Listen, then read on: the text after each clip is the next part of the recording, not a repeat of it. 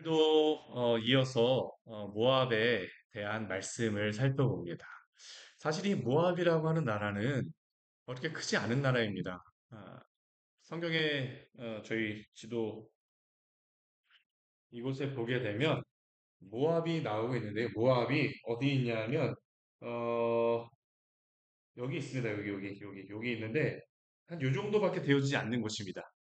이 정도밖에 되어지지 않는 곳이에요. 예, 그런데 이 모압이라는 게 위쪽으로는 암몬이 있고 밑에 쪽에는 에돔이 있어서 이게 모압이 그 사이에 있는 그러한 나라인데 별로 그렇게 크지 않습니다, 정말. 별로 그렇게 크지 않고 이 이스라엘 땅이 여기서부터 여기까지를 이야기를 하는 건데요.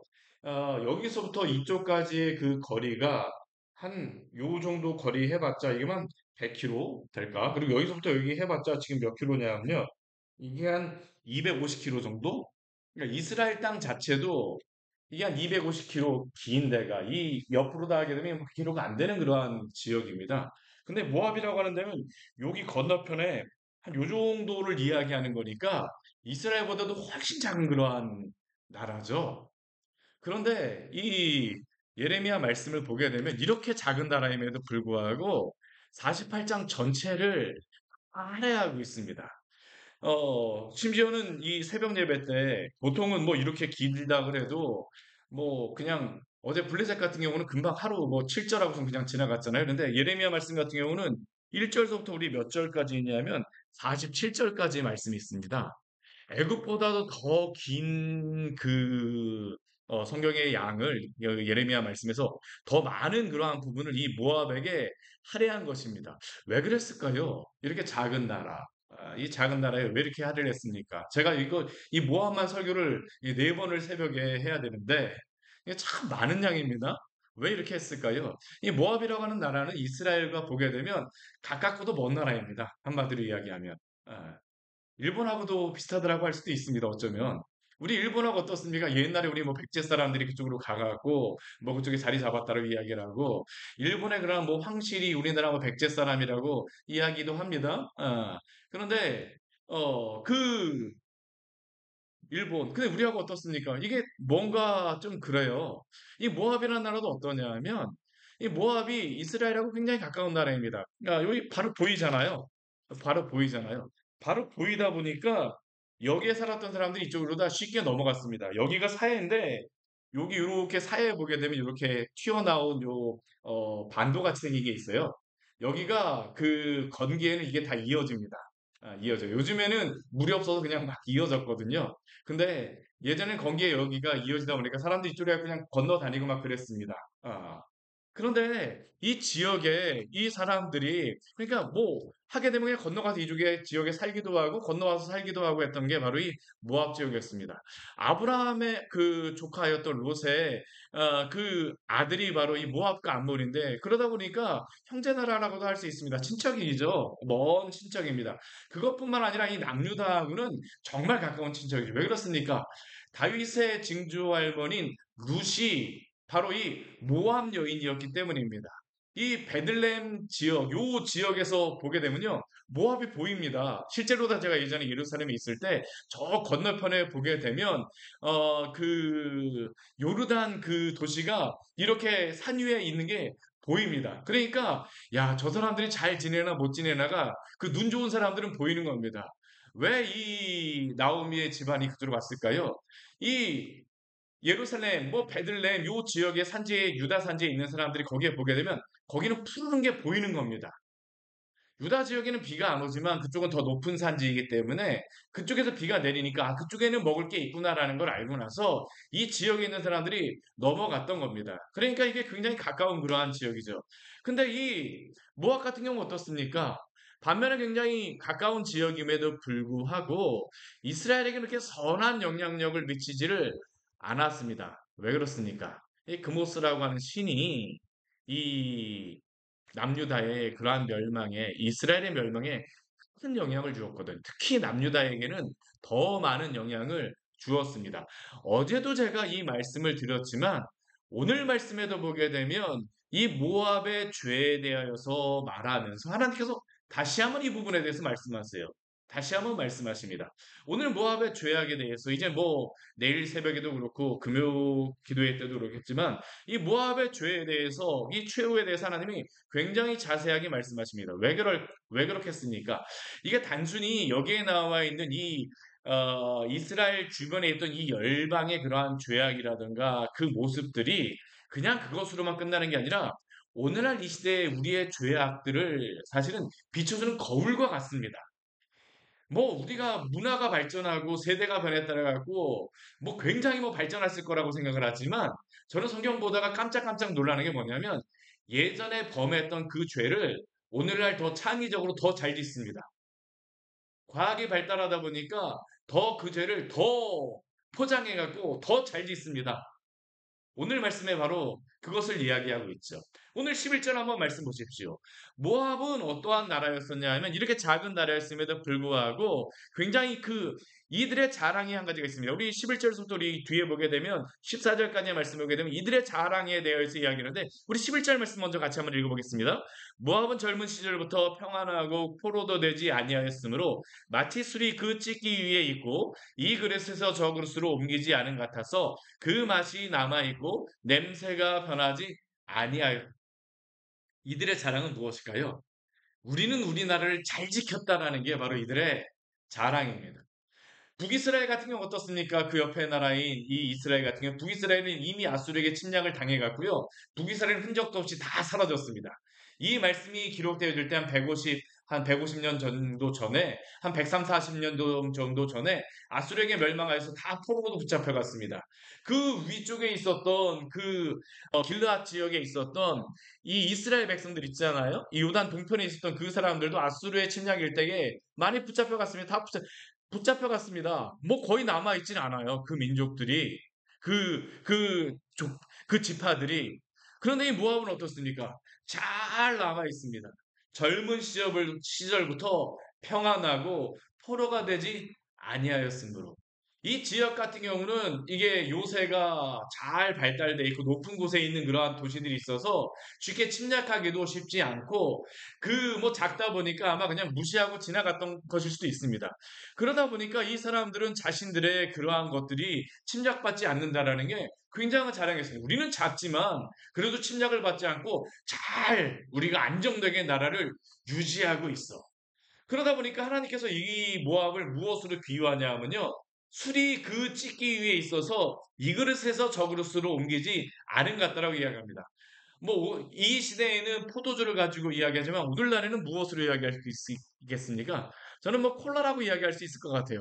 콜라 여러분들 이렇게 컵에다가 딱 따라놓고 나서 마실 때는 시원한 콜라 마시게 되면 얼마나 맛있습니까? 그렇죠? 근데 그 콜라를 이 컵 저 컵에다 막 옮겨 담아 보십시오. 어떻게 됩니까? 그 탄산이 다 빠져나가고 나니까 밍밍해지고 그 맛이 그냥 설탕물 같잖아요. 아무 맛이 없잖아요. 근데 이 모압 같은 경우는 비유를 술로 다 하고 있는 겁니다. 하나님께서. 여기저기 옮겨지진 않았어요. 그러다 보니까 이들의 문화라든가 여러 가지 뭐 영광이라든가 부유함이라든가 그런 것들이 사라지진 않는 겁니다. 굉장히 부강한 것들을 나름대로 뭐 중소강국이라고 할 수 있겠죠? 오늘날로 하게 되면 뭐 유럽의 작은 나라들이 강한 것처럼 이 모압이 그런 것입니다. 잘 살고 있습니다. 잘 유지되고 있습니다. 이 그릇에서 저 그릇으로 옮기지 않아서 그 맛이 남아있고 냄새가 변하지 않았다라고 이들은 자랑하는 겁니다. 우리는 저 나라 같이 침략받지 않고 우리는 잘 있어. 우리는 잘 살고 있어. 우리는 굉장히 부강해. 이게 바로 모압의 교만함이었었죠. 근데 하나님께서 어떻게 하십니까? 우리 12절 말씀해 보게 되면 하나님이 이렇게 말씀하세요. 우리 12절 말씀 같이 읽겠습니다. 그러므로 여호와께서 말씀하시니라 날이 이르리니 내가 술을 옮겨 담는 사람을 보낼 것이라.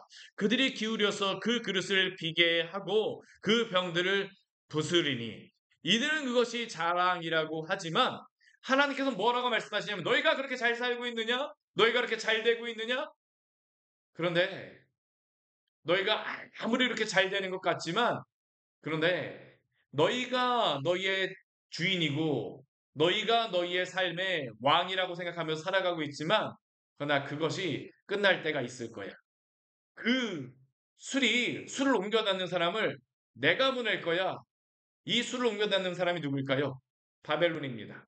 아수르 때에는 그들이 넘어갔을지 모르겠지만 바벨론 때는 넘어가지 못하게 됩니다. 실제로 다 BC 한 582년경 정도에 이 바벨론이 내려와서 이 모압을 다 점령하고 다 치게 되어집니다. 이 뒤에 말씀에 보게 되면 우리 오늘 말씀을 보게 되면 18절부터 25절까지의 말씀을 보면 굉장히 모압의 그 도시들 하나하나를 다 하나님이 언급하십니다. 디본에 사는 딸아. 이 디본은 어디냐 하면 모압의 수도였습니다. 그래서 내 영화에서 내려와 메마른데 앉게 되리라라고 말씀하십니다. 그들의 그 자랑 디본이 그 영화에서 내려와서 메마른 땅과 같이 광야와 같이 되어져 버릴 거라는 겁니다. 모압을 파멸하는 자가 너를 쳐서 내 요새를 깨뜨릴 것이라고 이야기합니다. 예전에 그 여러 나라들이 와서 이 디본을 점령하려고 했을 때 이 디본의 그 왕이 자신의 자녀를 막 불사르면서 막 인신제사를 드리면서 그 나라를 지켰던 그런 게 우리 뭐 열왕기하 말씀이나 그런 데 나와 있습니다. 근데 이러한 것들이 뭐 하면서 자신들이 이렇게 지켰다고 하지만 이번에는 되어지지 않습니다. 왜 그럴까요? 하나님이 이렇게 하실 것이기 때문입니다. 하나님이 이렇게 하실 것이기 때문입니다. 아루엘도 그들의 자랑이었던 아르엘도 다 폐허가 될 것입니다. 우리 20절 말씀에 보게 되면 모압이 패하여 수치를 받는다라고 이야기를 하고 아르논 강가에 이르러서 그들이 울부짖으면서 모압이 황폐하였다라고 이야기할 거라고 이야기합니다. 왜 아르논 강가가 나오냐면 이 아르논 강가가 이들의 이 경계선이 되어지거든요. 이곳에 가서 우리가 막 멸망하였다 그들이 얘기하는 그러한 때가 있을 것이라고 이야기합니다. 심판이 그들의 평지에 이르를 것입니다. 우리 21절 말씀같이 홀론과 야사와 메바과 같은 그러한 도시, 디본과 느부와 벳디블라딘과 같은 도시, 기라다임과 백가물과 벳무온의 도시, 기리옷과 보스옷과 모압 땅 원근 모든 성읍에 하나님의 이 심판이 이르를 것이라고 이야기합니다. 모압의 자랑이었던 그 뿔이 다 잘리고 그 팔이 부러질 것이라고 하나님께서 말씀하십니다. 왜 그렇습니까? 이들은 자신들이 왕이라고 생각을 하고 우리는 잘 살고 있어. 우리는 잘 되고 있어. 그들의 교만과 자랑을 그들이 자랑하였지만 그런데 누가 왕이실까요? 누가 왕이실까요? 우리 15절 말씀 같이 한번 읽어보겠습니다. 만군의 여호와라 일컫는 왕께서 이와 같이 말하노라. 모압이 황폐하였도다. 그 성읍들은 사라졌고 그 선택받은 장정들은 내려가서 죽임을 당하니. 그들은 자신들이 잘 사는 그러한 나라요. 또한 우리의 왕이 잘 다스린다라고 이야기를 하고 우리는 작지만 강력한 나라야. 어떠한 나라도 우리를 점령할 수 없어. 자랑을 하였지만 만군의 여호와라 일컫는 왕께서 앞에서 우리 애굽에서도 그랬었지만 그냥 만군의 여호와께서 그냥 말씀하실 때 뭐 이렇게 해도 되는데 만군의 여호와라 일컫는 왕께서라고 언급하십니다. 왜 그렇습니까? 하나님이 이 세상을 다스리는 왕이라는 것을 이 열방들에게 말씀하시는 것입니다. 이스라엘 백성들이 이것을 보라라고 말씀하십니다. 우리도 어떻습니까? 이러한 나라와 같이 뭐 작지만 강력한 그러한 나라들을 보게 되면 와 부럽게 되고 나라만 그렇습니까? 우리 주변의 여러 사람들을 보게 되면 와 하면서 부럽고 야 저렇게 어떻게 뭐 잘 그냥 아주 알맹이 있게 잘하느냐 부럽고 하지 않습니까? 근데 예수님 없이 그렇게 잘 되는 게 부러운 것입니까? 정말 우리가 부러워해야 되는 것입니까? 우리가 곰곰이 고민해 봐야 됩니다. 모압은 그러한 나라였습니다. 남유다에게. 이들은 여전히 잘 남아 있어요. 이스라엘보다 바벨론에게 멸망하는 게 더 늦습니다. 이들은 잘 남아 있습니다. 잘 버티고 있습니다. 그런데 남유다의 사람들이 모압 사람들을 보면서 부러워해야 될 것입니까? 하나님 부러워할 게 아니라라고 지금 말씀하시는 것입니다. 이스라엘 백성들에게. 너희가 정말로 왕으로 섬겨야 될 분이 누구인가라는 것을 보라라는 것입니다. 예전에 나오미와 같이 건너갈 생각을 하지 말고 하나님을 의지하라고 오늘도 말씀하심을 들으시기를 바랍니다. 우리에게도 하시는 말씀이죠. 우리에게도 하시는 말씀입니다. 하나님 없이 성공하는 것이 우리에게 무슨 의미가 있습니까? 그리스도인에게. 우리가 분명히 알아야죠. 오늘도 우리에게 말씀하시는 것 아닙니까? 예수님을 믿다가도 세상의 세상의 성공이 따르면 언제든지 믿음을 버릴 수 있는 그러한 신앙들, 한때는 기독교인들이 뭐 대한민국에 1,000만 명이 되어진다고 1,000만 명이 넘었다라고 기독교 개신교만 그렇게 이야기했었는데 오늘날은 어떻습니까? 600만 명이 될까 말까, 뭐 700만 명 되느냐? 지금은 더 이게 뭐 실제로 교회에 등록은 돼 있을지 모르지만 등록하지 않고 나오지 않는 사람이 우리 주변에만 해도 얼마나 많이 있습니까? 왜 그렇습니까? 예전보다 가난해져서 그렇습니까? 이미 대한민국은 전 세계에서 몇 번째 안에들은 잘 사는 나라입니다. 그런데 우리 대한민국의 그 모습을 보십시오. 하나님이 이제 없는 것이 오히려 이들에게는 더 자랑스럽습니다. 우리 이제 그 종교 컨센서스 보게 되면요. 예전에는 그 종교를 가진 사람들이 한 불과 한 10년, 20년 전만 해도 종교를 가지고 있다라고 하는 사람들이 그래도 한 7, 80% 됐습니다. 한 80% 정도 됐습니다. 그런데 이게 한 20년, 10몇 년 지나면서 어떻게 변했냐면 오늘 요즘에 그 컨센서스 조사를 해보잖아요. 그러면 무교라고 하는 사람들이 60%가 넘어갑니다. 종교가 없다라고 하는 사람들. 근데 이 대부분 무교로 넘어가는 사람들이 어떤 그 사람들이 많은지 아십니까? 기독교인들이 굉장히 많이 넘어갔습니다. 왜 그럴까요? 왜 그럴까요? 왜 그럴까요? 이것은 아주 성공만이 아니라 저는 여러 가지 이유가 있다고 생각을 합니다. 예수님 믿어도 별 볼 일 없대. 내가 성공하는데 지금까지 하나님이 이렇게 우리를 잘 인도하여 주셨음에도 불구하고 더 부유하게 되어야 되는데 나에게 그것을 별로 그렇게 영향을 주지 않습니다. 하나님 믿을 필요가 있을까? 때로는 더 뭐 성공의 문제가 아니라 성공하여서 떠나는 사람들도 굉장히 많습니다. 내가 더 성공하기 위해서는 주일날 더 열심히 일해야지. 내가 사람들하고 더 성공하기 위해서는 더 뭐 세상에 그러한 사람들하고 활동하기 위해서는 골프도 쳐야 되고 뭐도 해야 되고 얼마나 뭐 진짜 복잡 다단하고 약속을 뭐 주일이 아니라 뭐 여러 가지 해야 됩니까? 온갖 시험들이 다 주일날 치러집니다. 토익, 토플, 자격증 시험, 더 이상 예전에는 뭐 이런 것들에 대해서 그리스도인들이 이야기도 했는데요. 요즘엔 더 이상 이런 거 얘기하지도 않습니다. 그냥 당연한 것입니다. 그런 거 이야기하게 되면 뭐 진짜 완전히 이상하게 막 이야기가 되죠. 그리스도인들이 여기에 대해서 이야기하지 않습니다. 그냥 그런가 보다 그냥 합니다. 부러워합니다. 우리가 회개해야 될 그러한 제목들입니다.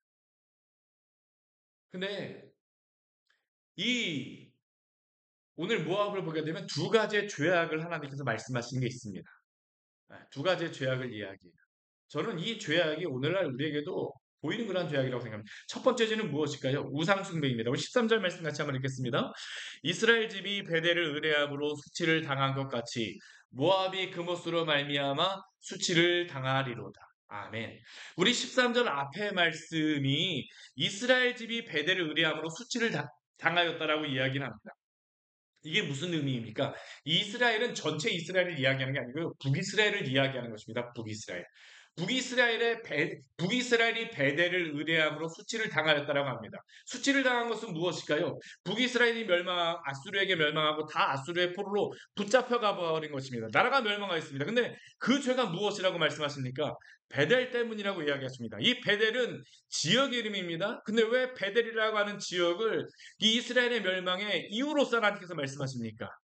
우리가 북이스라엘의 역사를 보게 되면 알 수 있죠. 단과 베게델에 금송아지를 여로보암이라고 하는 첫 번째 왕이 거기다 세워버렸습니다. 왜 여로보암이 여기에다가 금송아지를 세워버립니까? 이 북이스라엘 사람들이 남유다의 그 예루살렘으로 가서 절기 3번을 지내면서 하나님을 예배하면서 남유다의 그 다윗 왕조로 넘어가 버릴까봐 이 여로보암 왕이 두려웠던 것입니다. 그래서 그거 어떡합니까? 베델과 단에다가 금송아지를 만들어 버립니다. 여기 가서 하나님을 예배하라. 제사장도 그들이 만들었습니다. 그리고 또 절기도 만들었습니다. 이 레위인이라든가 제사장이 거기에 대해서 찬성하지 않으니까 자기가 마음대로 제사장을 세워버린 것입니다. 이 베델은 어떤 지역이냐면 예루살렘하고 멀지 않습니다. 한 30km, 40km 정도 떨어져 있는 지역인데요. 이 베델에다가 하는 것은 이 베델이 북이스라엘의 그 가장 그 경계선에 있는 그러한 지역이었습니다. 남유다하고. 거기다가 딱 만들어 놓고 나서 예루살렘 가지 마. 여기에만 있으면 돼. 베델이 이 예루살렘으로 내려가는 길이 딱 있습니다. 이 족장에 들어가 있는데 이스라엘은 다 도시가 이 도로 위에 있는 겁니다. 베델에다가 딱 금송아지 만들어 놓고 거기 딱 지키게 되면 사람들이 내려가기도 힘듭니다. 여기 주변이 다 이렇게 산지해 갖고 정말 이게 진짜 깎아지르는 절벽으로 다 돼 있다 보니까 여기를 내려가기가 너무 힘든 겁니다. 한참 돌아서 가야 되는데 그만한 것들을 하기도 쉽지 않기 때문에 여기에다 해놓고 나서 그냥 금송아지 섬겨. 이걸 하나님이라고 이야기를 하는 것이죠. 근데 모압은 어떻습니까? 모압도 그 모습을 그와 같이 섬겼다라는 것입니다. 물론 모압은 이방 민족입니다. 그러나 모압 같은 경우는 이스라엘과 가까운 민족이었기 때문에 충분히 하나님을 섬기는 그러한 신앙에 그 영향을 받을 수 있었음에도 불구하고 그모스라고 하는 그러한 우상 숭배에 아주 깊이 들어가 버리죠. 이 그모스는 어떠한 신입니까? 제가 어제도 말씀드렸지만 인신 제사를 드리는 그러한 신입니다. 어떻게 합니까? 이들이 인신제사를 드릴 때 아무나 드리는 게 아니고요. 자신의 자녀들을 드리곤 하였습니다.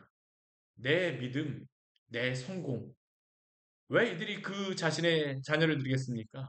그 신에게 자신의 열정을 보이는 것입니다. 내가 이만큼 하기 위해서, 내가 성공하기 위해서, 나의 그런 어떤 쾌락을 위하여서, 나의 무엇을 위하여서, 나의 무엇을 위하여서, 무엇을 위하여서, 내가 이렇게 간절한 그러한 성공을 위하여서 금오스 신에게 나의 자녀를 바치겠으니 금오스 신이여 나의 그러한 이야기를 듣고 응답하여 주십시오. 근데 저는 이 금오스의 신을 보면서 오늘날 금오스 신이 있죠. 무엇입니까? 저는 낙태라고 생각을 합니다. 낙태라고 생각을 해요. 우리 교회 우리 수천하수 리 박상은 장로님 마지막에 그 하셨던 일 중에 하나가 이 낙태법 관련해 갖고 국회 가서 굉장히 일들을 하셨었는데요. 결국에 낙태법이 제정이 안 됐습니다. 오늘날 어떻게 됐습니까? 낙태법이 없습니다. 그러다 보니까 뭐 9개월이 됐어도 36개월이 됐어도 낙태를 한다는 그런 이야기가 지금 공공연하게 나오고 있죠. 근데 이 죄악이 무엇입니까? 어쩔 수 없이 그러한 경우가 분명히 있습니다. 생명의 그러한 문제라든가 어쩔 수 없는 그러한 부분. 근데 오늘날은 왜 그러한 일들 행합니까? 나의 그러한 쾌락을 위하여서, 나의 성공을 위하여서. 하나님이 기뻐하실까요? 저는 기뻐하시지 않는다고 생각합니다. 우리가 이 부분에 대해서 그리스도인들이 철저하게 회개해야 됩니다. 저는 이 금모스가 그냥 낙태의 신이라고 생각을 합니다. 개인적으로는. 제가 너무나 강력하게 말씀드리는 것일지 모르겠지만 오늘 우리에게 이것이 그냥 공공연해집니다. 이것이 그냥 괜찮다라고 이야기를 합니다. 괜찮을 수가 있을까요? 하나님 그렇지 않다라고 이야기합니다. 모압이 금모스로 말미암아 수치를 당하리로다. 우리가 이것을 법적으로 허용하는 것은 정말 다른 이야기입니다. 모압과 같이 공공연하게 되어지는 것은 정말 하나님 보시기에 다른 이야기입니다. 첨단의 그런 기술들을 이용하게 되어 하나님이 기뻐하실까요? 아닙니다. 기뻐하시지 않습니다. 두 번째 모압의 죄악이 무엇입니까? 우리 14절 말씀 같이 한번 읽어보겠습니다. 너희가 어찌하여 말하기를 우리는 용사요 능란한 전사라 하느냐. 이들의 두 번째 죄악은 교만함입니다. 교만함. 우리는 용사요 능란한 전사라. 하나님께서 이들에게 말씀하시는 것입니다. 말씀하시는 것입니다. 교만한 그러한 우리의 죄악들 얼마나 많습니까? 하나님 없이도 나는 성공할 수 있습니다. 하나님이 오히려 나의 성공에 방해가 되어집니다. 이게 바로 모압의 죄악입니다. 오늘날 우리 시대의 죄악이 아닙니까? 사실 우리의 죄악이죠. 사실 저는 이 뒤의 말씀을 보게 되면 저도 이 말씀으로부터 벗어날 수 있을까라는 그런 생각을 합니다. 누가 죄인이라고 말할 필요가 없습니다. 사실 이 말씀 우리에게 주시는 이유는 무엇이냐면 너가 죄인입니다라고 말하는 게 아니라 우리가 죄인이라고 하나님께서 우리에게 말씀하시는 것입니다. 그 죄악의 길로부터 돌이켜서 하나님께서 돌아오라라고 열방을 향하여서 말씀하시는 것은 오늘 이 시대를 향해서 우리의 문화를 향해서 하나님이 말씀하시는 것 아닙니까? 사랑하는 성도 여러분, 오늘 이 시대를 향하여서 아픈 마음을 가지고 우리가 주 앞에 기도하며 나아가기를 원합니다. 아픈 마음이 있어야 됩니다. 정말로 아픈 마음을 우리는 이 말씀을 보면서 우리가 아픈 마음을 가지고 이 말씀을 보아야 됩니다. 하나님은 오늘 이 시대를 향해서 뭐라고 말씀하실까요? 저는 이 말씀이 결코 옛날의 이야기라고 생각하지 않습니다. 오늘 우리에게 주시는 이 시대를 향해서 주시는 말씀입니다. 이 심판에 대한 선언의 말씀. 당장 뭐 예수님이 내일 오신다. 저는 그 이야기를 하는 것이 아닙니다. 우리의 호흡이 닿였을 때, 우리의 그런 문화가 닿였을 때, 하나님 앞에서 우리 무엇이라고 이야기하겠습니까? 우리는 예수님 잘 믿었다고요? 그것만으로 우리가 떳떳할 수 있을까요? 우리의 죄악을 알고 우리가 우리의 가슴을 찢고 같이 기도하는 이 새벽이 되어지기를 원합니다. 같이 기도하도록 하겠습니다. 하나님 아버지, 오늘 이 시대의 죄악을 모압이라고 하는 나라를 통하여 우리에게 보여주시니 감사를 드립니다. 우리 이제 잘 살게 되었어. 이제는 다 되었어. 우리는 작지만 강력한 나라야. 얼마나 이것이 대한민국의 자랑입니까? 반도체의 기업들, 바이오의 기업들, 또 여러 가지 알게 모르게 강력한 그러한 산업들, 또한 백성들이 많이 교육을 받고 많이 깨어 있는 것들, 가장 낮은 문맹률, 이제는 거의 모든 나라를 대한민국 여권만 가지면 가서 지낼 수 있는 그러한 강력한 그러한 나라, 이게 바로 대한민국입니다. 이렇게 하나님께서 분명히 이 민족 어려울 때에 우리가 기도할 때에 주님께서 응답하여 주셨습니다. 그런데 그럼에도 불구하고 어느 순간 우리는 교만하여져서 하나님 없이도 잘 살 수 있다라고 이야기합니다. 더 이상 잘 살게 되니 하나님이 필요하지를 않습니다. 교회들을 다니던 많은 사람들이 주님을 떠났습니다.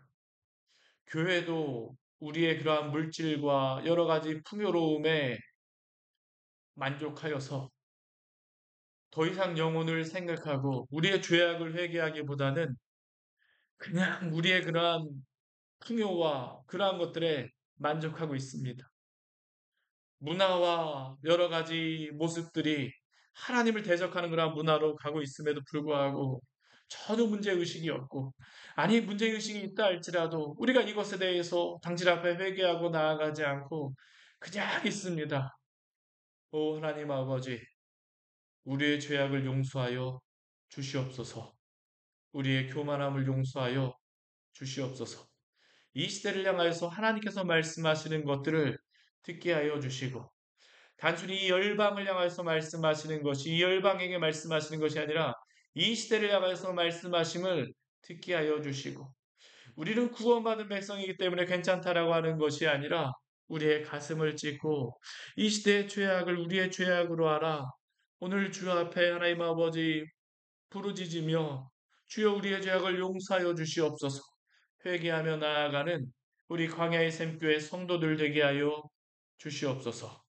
이단이 횡행하고 정말로 하나님 아버지 바른 진리가 선포되어지지 못하는 그러한 시대입니다. 정말로 교회조차도 하나님 아버지 무엇이 진리인지 무엇이 바른 말씀인지조차 분간할 수 없는 시대가 되어졌습니다.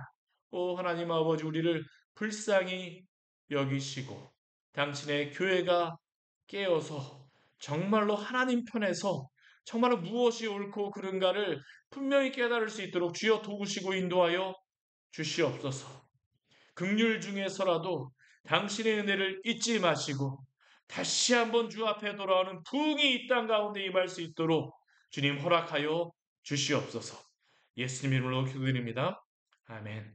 오늘 말씀 같이 기억하시면서 기도하며 나가도록 하겠습니다.